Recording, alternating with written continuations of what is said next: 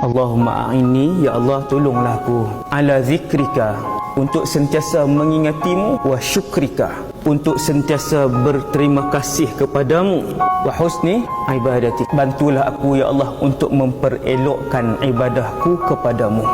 Doa ni Nabi ajar kepada Sayyidina Muaz. Kita jarang meminta, sedangkan Allah itu suka manusia yang paling banyak memohon kepada Allah.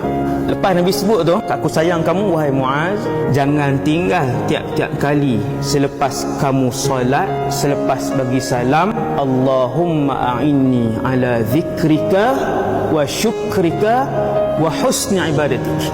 Ibu ayah sekalian, manusia bila dia jadi orang yang paling mengingati Allah, orang yang paling berterima kasih kepada nikmat yang tak boleh dikira daripada Allah, dan orang yang paling baik ibadahnya, maka dia adalah manusia yang paling baik di sisi Allah Subhanahu wa taala.